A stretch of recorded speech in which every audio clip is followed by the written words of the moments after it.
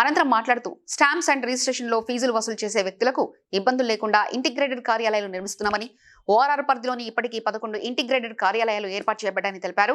కార్యక్రమంలో మంత్రి గడ్డం వివేక్, ఎమ్మెల్సీ అంజరెడ్డి, కార్పొరేషన్ చైర్మన్లు నిర్మలా జిగ్గారెడ్డి, ఫహీం, రిజిస్ట్రేషన్ స్టాంప్స్ ప్రత్యేక కార్యదర్శి రాజీవ్ గాంధీ హనుమంతు, వివిధ శాఖల అధికారులు హాజరయ్యారు. ఫ్యామిలీ మెంబర్స్ కూడా వస్తూ ఉంటారు. ఎందుకంటే చాలా వరకు మనకి కుటుంబ సభ్యులు ఒక 600 to 700 మెంబర్స్ వస్తూ ఉంటారు. కాబట్టి ఈ రిజిస్ట్రేషన్ కార్యాలయం భూ సమస్యలు ఎన్ని తక్కువ ఉంటే ఇంటర్నేషనల్ పెట్టుబడులు, నేషనల్ పెట్టుబడులు ఈ రాష్ట్రానికి వస్తాయి. దాన్ని దృష్టిలో పెట్టుకొని భూ సమస్యలు శాశ్వతంగా పరిష్కరించే విధంగా అధునాతన యంత్రాంగంతో అధునాతన టెక్నాలజీతో ఈనాడు ఈ రాష్ట్ర ప్రభుత్వం భూభారతి చట్టం ద్వారా ఈ రాష్ట్రంలో ఉండే భూములున్న ఆసాములకే కాకుండా విదేశాలలో భూములు ఇక్కడ కొని ఇన్వెస్ట్ చేసిన వారికి కూడా పూర్తి భద్రత కల్పించే కార్యక్రమాన్ని ఈ రాష్ట్ర ప్రభుత్వం ఈనాడు చేపట్టింది.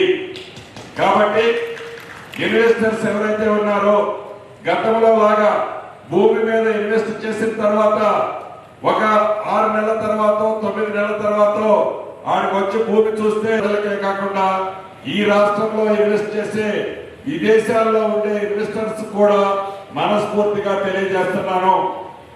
దయచేసి ఈ రాష్ట్ర ప్రభుత్వం ప్రతిష్టాత్మకంగా చేపట్టిన ఈ భూభారతి చట్టం కానీ, ఈ సర్వే కార్యక్రమం కానీ, ఈ భూదార కార్యక్రమం కానీ, ఈ రిజిస్ట్రేషన్ వ్యవస్థలో ప్రక్షాళన చేసి సామాన్య ప్రజలకి అందరికీ ఉపయోగపడే విధంగా చేపట్టిన కార్యక్రమాన్ని పూర్తి సహాయ సహకారాలు అధికారులతో పాటు రాష్ట్రంలో ఉండే భూములున్న ఆసాములు కూడా కల్పిస్తారని మనస్ఫూర్తిగా కోరుకుంటూ మరొకసారి ఈ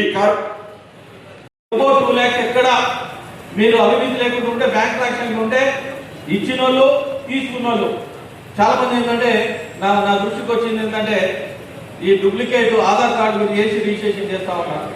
ఇది అవినీతి దూరం పోవాలంటే బ్యాంక్ ట్రాన్సాక్షన్ ఉంటే బ్యాంక్ అకౌంట్ ఉంటుంది.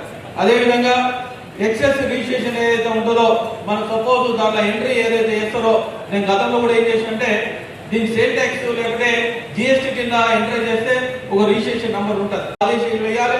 రాబోయే రోజుల్లో ఇంత ఆదర్శంగా చేస్తూ ఉన్నారు.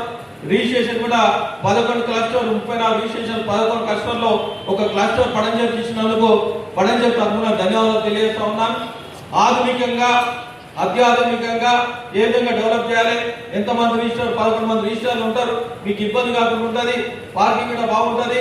పార్కింగ్ తో కూడా టెక్నాలజీ పెరిగినందుకు టెక్నాలజీ ఉపయోగించుకొని మనం ముందుకు పోయే రాజ్యం, దానికి బాగా సహకరించినందుకు ధన్యవాదాలు తెలియజేస్తా ఉన్నాను. ఈ విధంగా మనం ముందుకు పోయి దీన్ని పడంజర్ పేరు పెట్టాలని కూడా మీ తరఫు నుండి అందరి తరఫున నేను కోరుతూ ధన్యవాదాలు. థ్యాంక్ యూ అన్న.